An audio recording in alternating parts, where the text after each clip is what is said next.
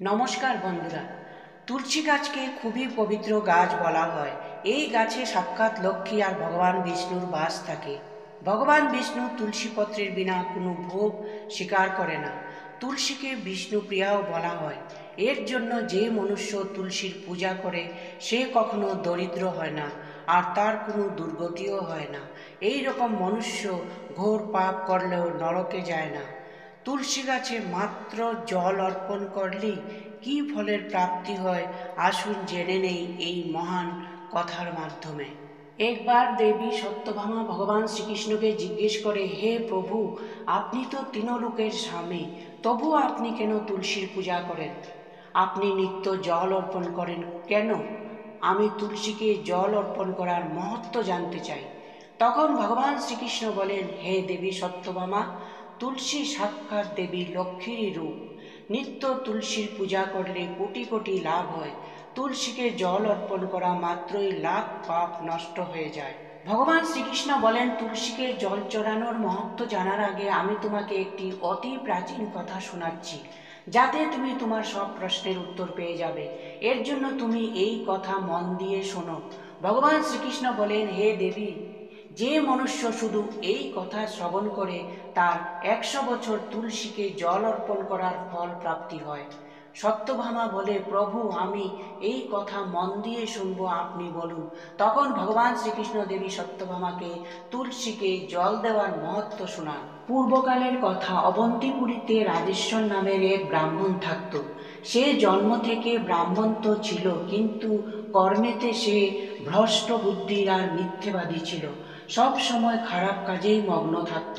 সে তার জীবনে কখনো পূজা পাঠ, শাস্ত্রের অধ্যয়ন, কিছুই পুণ্যের কাজ করেনি।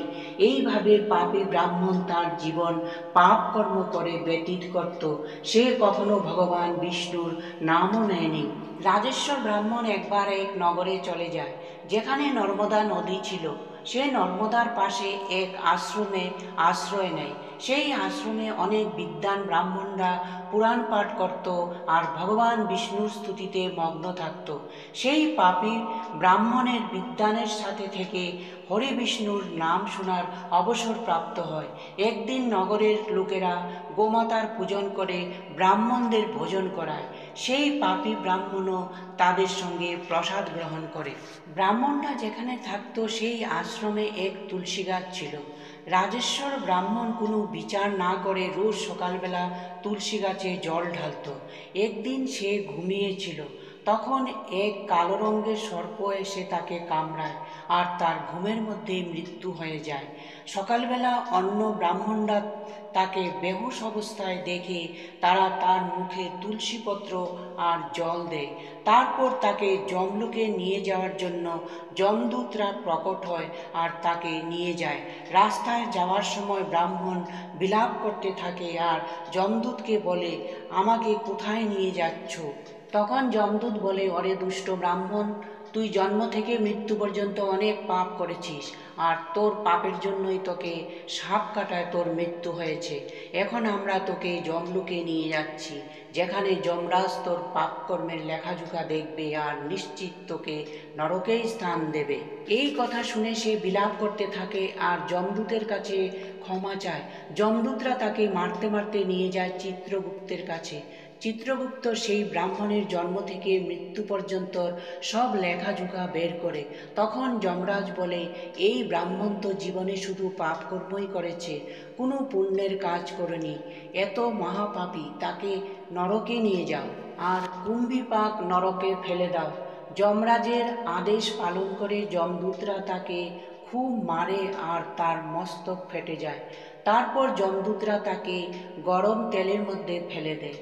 ব্রাহ্মণকে গরম তেলে ফেলা মাত্রই সেই ভয়ঙ্কর প্রজ্বলিত আগুনের উপর রাখা গরম তেল শীতল হয়ে যায়। এই বিচিত্র ঘটনা দেখে যমদূতের খুব আশ্চর্য হয়। যমদূতরা কখনো এইরকম ঘটনা আগে দেখেনি।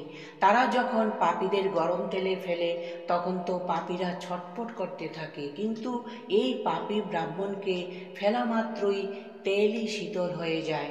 যমদূতেরা দৌড়ে গিয়ে যমরাজকে এই ঘটনা জানায়। যমরাজ বলে, এটা তো বিচিত্র ঘটনা। ঠিক সেই সময় দেবর্ষি নারদ এসে হাজির হয়। দেবর্ষি নারদকে দেখে যমরাজ খুব প্রসন্ন হয় আর দেবর্ষি নারদকে প্রণাম করে সমস্ত ঘটনা জানায়।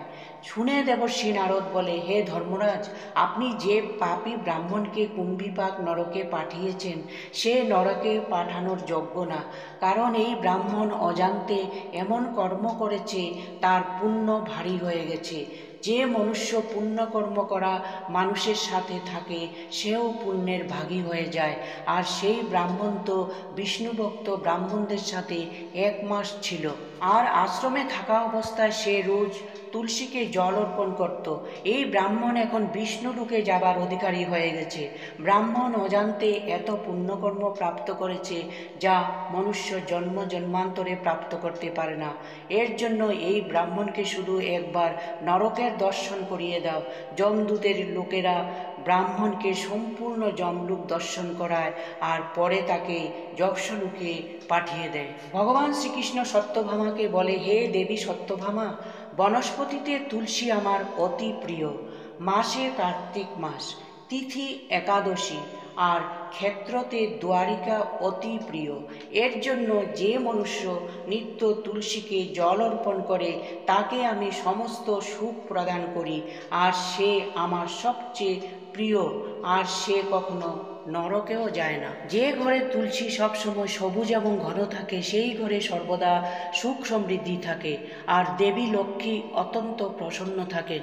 ঘরে তুলসী থাকলে তুলসী দেবীকে একটি চূর্ণি চড়ানো উচিত। তুলসী চূর্ণি ছাড়া অধুরা বলা হয়।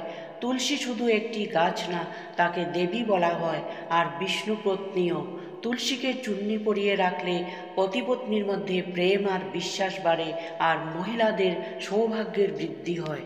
ভগবান শ্রীকৃষ্ণ বলেন, হে দেবী সত্যভামা, তুলসীর দর্শন মাত্রতে মানুষের স্বর্গপ্রাপ্তি হয়, আর তুলসীপত্র সেবনে সব পাপ দূর হয়ে যায়। বন্ধুরা, এইভাবে ভগবান শ্রীকৃষ্ণ সত্যভামাকে তুলসীকে জল দেওয়ার মহত্ব বলেছেন।